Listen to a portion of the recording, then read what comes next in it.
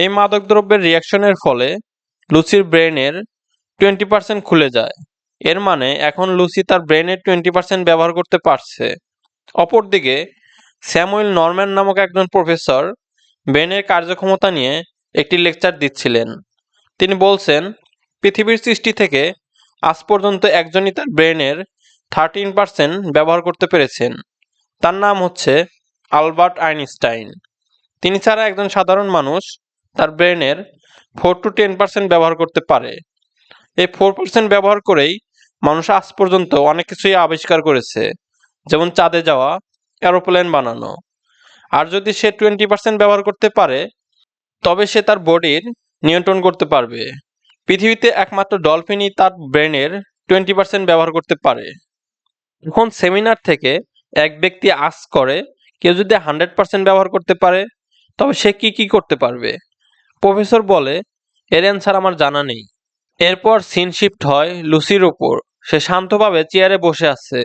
তার রুমে একজন লোক আসলে তাকে মেরে তার বন্দুকটি হাতিয়ে নেয়। এবং এই পর্যায়ে আমরা যে লুসিকে দেখতে পাই তা আগের লুসির থেকে অনেকটাই আলাদা। এই লুসি অনেক কনফিডেন্ট। এরপর রুম থেকে বের হয়ে বাকি 5 জনকে মেরে টেবিলে সকল খাবার খেয়ে ফেলে। কারণ মানুষের ব্রেন যত বেশি কাজ করে তার তত বেশি খাবার দরকার হয়। এরপর সে তার বডিতে যে গুলি লেগেছিল তা তার নিজের হাত দিয়েই বের করে ফেলে। কিন্তু এখানে সে কোনো ব্যথাই অনুভব করতে পারছিল না, কারণ এখন তার সম্পূর্ণ বডির উপর কন্ট্রোল আছে। এরপর সে একটি হাসপাতালে যায়, কারণ তার পেটের ভিতরে থাকা প্যাকেটটি বের করার দরকার ছিল।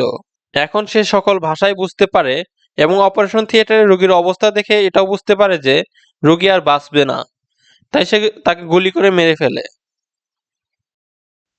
ডক্টরদের গান পয়েন্টে নিয়ে তার পেটে থাকা CPH-4 এর প্যাকেটটি বের করতে বলে। ডক্টররা প্যাকেট বের করে দেখে প্রায় 50% CPH-4 তার শরীরের সাথে মিশে গেছে। এই পর্যায়ে লুচি ডক্টরদের জিজ্ঞেস করে তার সেরে উঠতে কত সময় লাগবে। তখন ডক্টররা বলে, এই প্যাকেটে কি ছিল? তখন লুচি বলে, CPH-4। এতে ডক্টররাও অনেক অবাক হয়ে যায়। ডক্টর জানায়, আমি জানতাম কিছু মানুষ একটি মাদক নিয়ে গবেষণা করছে, কিন্তু সেটা যে CPH-4 তা জানতাম না। সে আরও বলে, একজন মা যখন গর্ভবতী থাকে তখন তার শরীরে এই ড্রাগটি অল্প মাত্রায় তৈরি হয়, যা বাচ্চার শরীর গঠনে সহায়তা করে।